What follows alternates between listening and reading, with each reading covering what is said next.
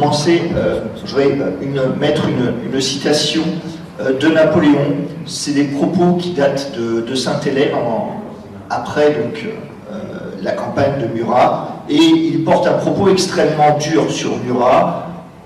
Donc Murat, malgré l'amitié qu'il me portait, m'a fait plus de mal que qui que ce soit au monde. Et il revient sur les événements. Quand je quittais l'île d'Elbe, j'ai envoyé un courrier pour l'informer. Je passe un je ne dis pas tout. Ce qui compte, c'est ce qu'il y a à la fin. Il ruina mes affaires. Dans le même temps, je faisais avec l'Autriche une négociation d'après laquelle je stipulais qu'elle resterait neutre. Ce traité était sur le point d'être conclu, et alors j'aurais régné paisiblement. Mais aussitôt que Murat attaqua les Autrichiens, l'empereur François crut qu'il ne s'agissait que de mes instructions. Donc en fait, l'enjeu de la campagne de 1815, c'est notamment effectivement la non-concertation avec Napoléon. Le fait que Murat ait engagé cette campagne, alors que dans le même temps, Napoléon ne souhaitait pas forcément que cette campagne soit engagée, ou en tout cas pas de façon aussi précoce. À partir du moment où Murat engage sa campagne, dans son esprit, c'est la rapidité de la manœuvre qui compte avant qu'il y ait une concentration des forces autrichiennes dans le nord de l'Italie.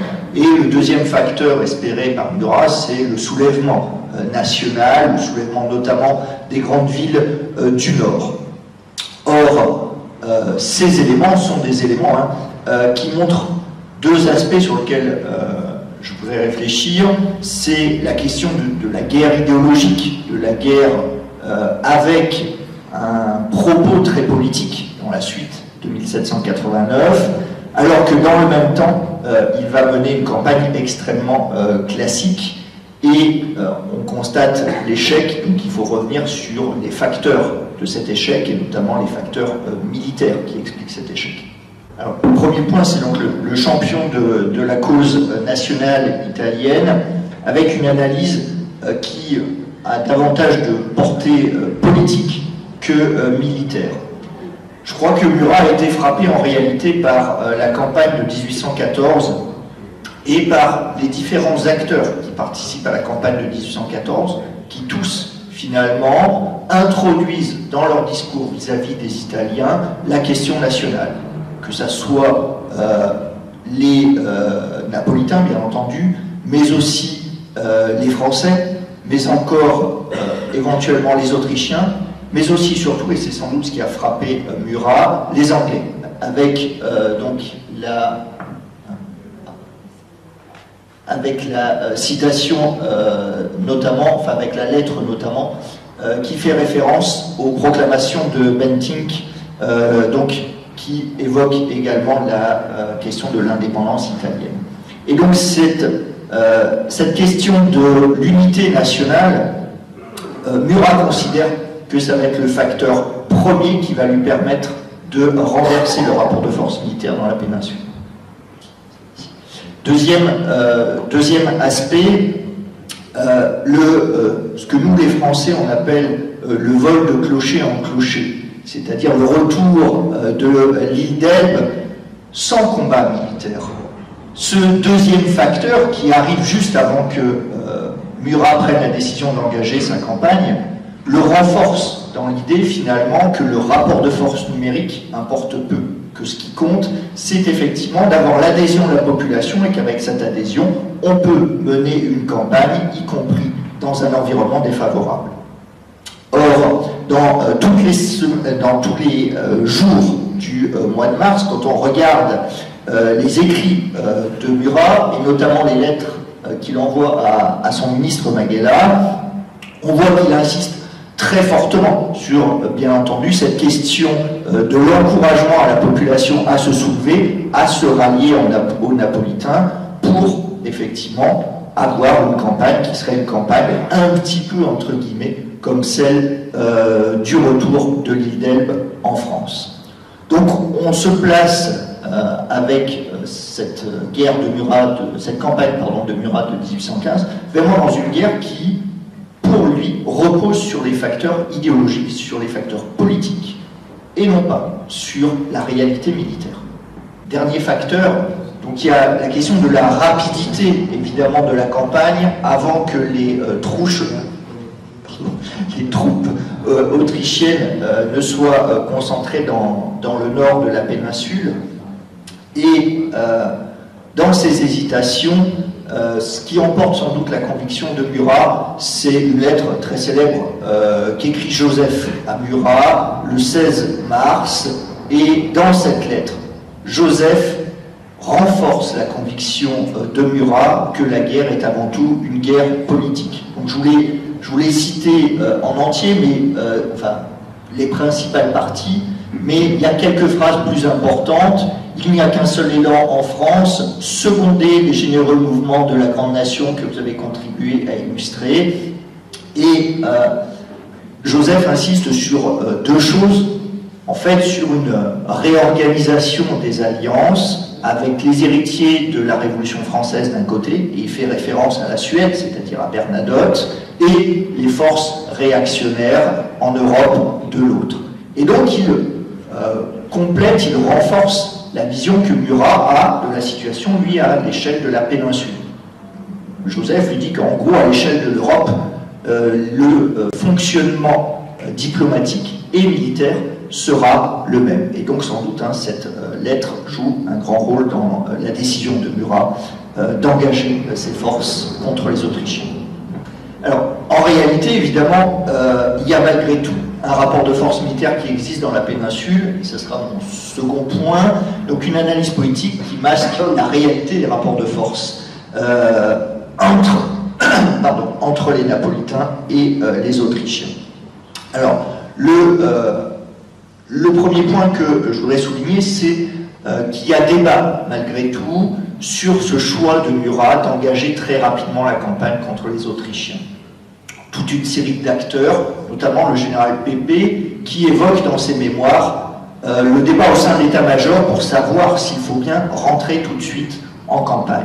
Or, Pépé dit que lui-même, comme Murat, plaide effectivement pour une campagne rapide pour déstabiliser l'adversaire. Deuxième point qui pose problème, c'est que, c'est la première erreur sans doute majeure de Murat, il envisage une guerre très politique et en même temps il ne va pas au bout de cette logique, c'est-à-dire qu'il ne rentre pas dans une guerre de partisans, dans une guerre de corps francs, il n'appelle pas finalement l'ensemble des anciens officiers de la péninsule à rejoindre l'armée napolitaine. Il organisera très tardivement des gardes nationales, notamment à Bologne, simplement à partir du 3 avril. Donc on a à la fois ce choix politique, d'une guerre politique, et en même temps un déroulement de campagne qui est un déroulement très classique, avec de la guerre en ligne et le refus d'une guerre de partisans. C'est un débat qui reviendra à plusieurs reprises au cours du Risorgimento, notamment dès les révolutions de 1821. Dernier aspect, c'est évidemment la valeur de l'armée napolitaine. Donc, comme ça a été évoqué, il y a plein de points sur lesquels Murat se fait des illusions. Son armée a été très largement décimée par les campagnes de Russie et d'Allemagne, et finalement il a reconstitué une armée, mais qui est une armée assez peu aguerrie, assez peu entraînée à affronter un feu nourri, que ça soit pour la troupe, bien entendu, y compris pour le haut état-major. Quand on regarde l'état-major de Murat, que ça soit Carrascosa, qui n'a pas été au feu en réalité depuis 1809, que ça soit Lecchi ou que ça soit d'autres, finalement on a des généraux qui n'ont plus l'habitude de mener une campagne, ce qui évidemment est un élément de faiblesse. Autre élément de faiblesse, c'est le manque de bons officiers. Ça, c'est d'Ambrosio dans un ouvrage qui s'appelle Précis militaire et politique. D'Ambrosio remarque que dans les armes savantes, le génie, l'artillerie, de quoi il parle d'autres, au moins le génie et l'artillerie principalement, on manque d'officiers savants bien formés dans les écoles, et là encore, ça sera une faiblesse de cette armée napolitaine pendant cette campagne de 1815, d'autant plus qu'un certain nombre d'officiers français qui servaient dans ces armes savantes avaient quitté le service napolitain, qui n'ont pas été remplacés donc. Dernier point, donc, c'est effectivement, dernier point, c'est effectivement l'absence d'organisation logistique. Murat, un petit peu comme Napoléon d'ailleurs en Russie, en Allemagne, considère que l'armée peut vivre sur le terrain, sauf que dès les marches et quand il rentre en Émilie aussi d'ailleurs, on va s'apercevoir qu'on manque de fourrage, qu'il y a une difficulté, y compris pour nourrir la troupe, ce qui évidemment est un autre point de faiblesse de cette armée.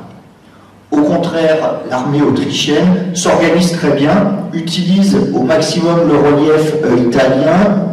Frimont se place en position défensive, ici, derrière le Pô.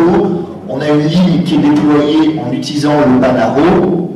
Et les deux armées napolitaines qui remontent, celle de Murat depuis Ancône, mais il y a la garde qui remonte sur Florence, finalement sont séparés par l'Apennin. Et on a une série de courriers et de communications, enfin de courriers qui se perdent, et on voit que les communications entre les deux corps d'armée se font relativement mal, ce qui là aussi est évidemment un point de faiblesse de cette armée napolitaine. Et donc, alors qu'il a un certain nombre de faiblesses dans son armée, Murat continue à se faire des illusions finalement sur le déroulement de la campagne, jusqu'au lendemain de la fameuse proclamation de Rimini, puisque à Forlì, le 31, il écrit encore à Maghella « Tous veulent l'Italie réunie, tous veulent l'Italie indépendante ». On distingue parmi les villes les plus décidées, Milan, Bologne, Brescia, etc. Or, et ça m'amène à mon troisième point, merci, c'est que cette campagne offensive, tant que Murat progresse, est une promenade qui n'a de fait pas de résistance à la progression de Murat, mais qui entretient l'illusion jusqu'à la confrontation, d'où évidemment le renversement très rapide de situation pour l'armée napolitaine. Alors je passe assez vite sur l'enthousiasme. Juste deux points sur lesquels je voudrais insister. Le premier, c'est qu'effectivement, le fait que les Autrichiens aient choisi leur position défensive et donc qu'ils se dérobent face à l'armée de Murat, le laisse penser effectivement que ça va durer comme ça jusqu'au nord de l'Italie. Et que ça va permettre la fameuse réorganisation, c'est-à-dire que l'Autriche va accepter finalement un armistice et la réorganisation diplomatique qu'il avait évoqué, que Joseph avait évoqué dans sa lettre.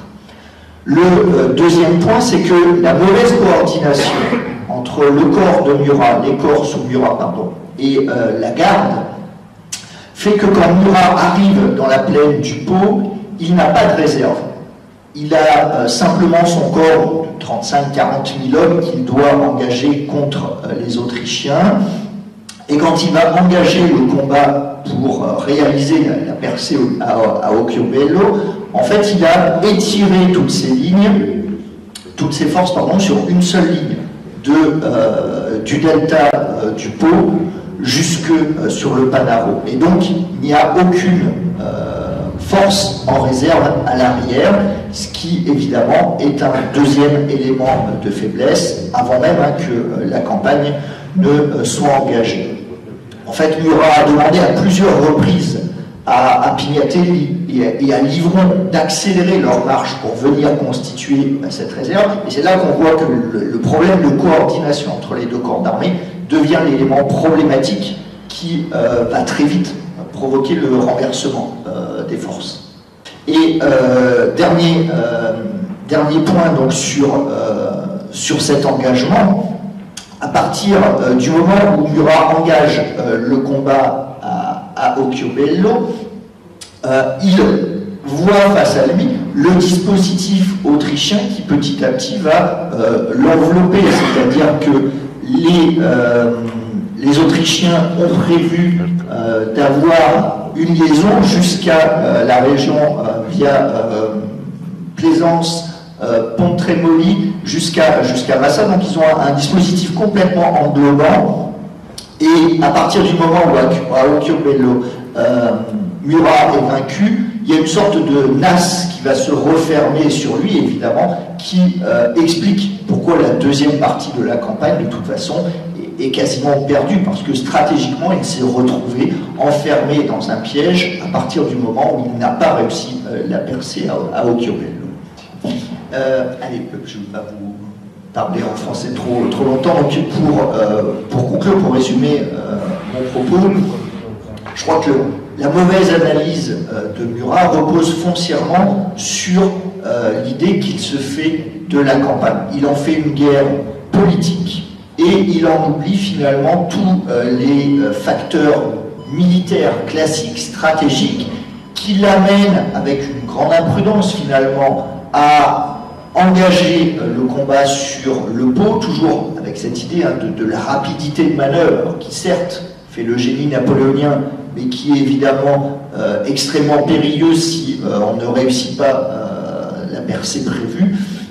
Donc il se retrouve enfermé finalement dans le dispositif des Autrichiens, qui eux ont su attendre sur leur position défensive, qui ont su organiser ce dispositif englobant l'armée napolitaine, qui ont en permanence maintenu leur lien avec toutes les forces, notamment avec la Ligurie, où les Autrichiens vont attendre les renforts promis par les Anglais. Et au contraire, donc, Murat, avec cette armée de moins bonne qualité, mal coordonnée entre les deux corps de troupes, se retrouve finalement à devoir opérer sa retraite, et à partir du moment où la retraite est engagée, je ne peux pas commenter la seconde partie de la campagne, à partir du moment où la retraite est engagée, le combat stratégique est perdu, parce qu'il y a peu de défense sur les frontières du royaume de Naples, les garnisons ont été très largement dépeuplées pour constituer en fait l'armée de Murat, et dès ce moment-là, il est pris au piège donc des Autrichiens.